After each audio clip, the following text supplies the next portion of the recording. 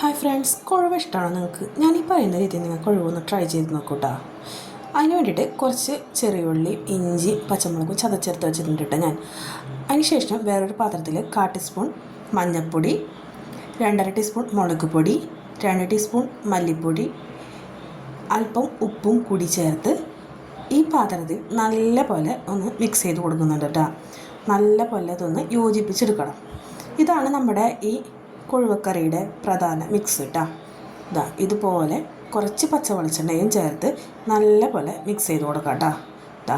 നല്ലപോലെ ഒന്ന് ഞാൻ മിക്സ് ചെയ്ത് കൊടുക്കുന്നുണ്ട്. ഇനി ഈ മിക്സിങ്ങിലേക്ക് ഒന്ന് കുഴമ്പ് പരുവത്തിലാവാൻ വേണ്ടിയിട്ട് അല്പം വെള്ളം കൂടി ചേർത്ത് കൊടുക്കുന്നുണ്ട് കേട്ടോ. എന്നിട്ട് ഈ വെള്ളം കൂടി ഈ മിക്സും നല്ല പോലെ ഒന്ന് യോജിപ്പിച്ചെടുക്കാം കേട്ടോ.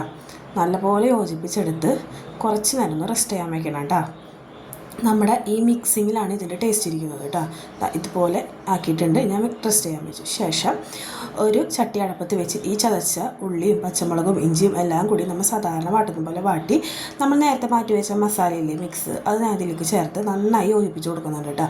ഇതുപോലെ നന്നായി യോജിപ്പിച്ച് അതിൻ്റെ പച്ചമണമൊക്കെ ഒന്ന് മാറുന്ന വരെ യോജിപ്പിച്ച ശേഷം ആവശ്യത്തിന് വെള്ളവും ചേർത്ത് വെച്ച് നമ്മൾ സാധാരണ മീൻകറി വെക്കുന്ന പോലെ തന്നെ കേട്ടോ ഇതുപോലെ ഒന്ന് തിളപ്പിച്ച് കൊടുക്കാം കേട്ടോ. വെള്ളം ഒഴിച്ച ശേഷം ഇനി അതിലേക്ക് ഒരു 1/4 ടീസ്പൂൺ ചൊറുക്കയാണ് ഞാൻ ചേർത്ത് കൊടുക്കുന്നത്. വേറെ പുളിയൊന്നും ഇതിൽ ഒഴിച്ചു കൊടുക്കുന്നില്ല.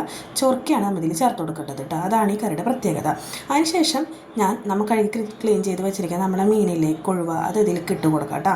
എന്നിട്ട് സാധാരണ മീൻ വറ്റിച്ചെടുക്കുന്ന പോലെ വറ്റിച്ച് ലേശം പച്ച വെളിച്ചെണ്ണ ലാസ്റ്റ് ഒഴിച്ച് കൊടുക്കുക. ഞാൻ ഇവിടെ കുറച്ച് ഫ്രൈയും ചെയ്തിട്ടുണ്ട്.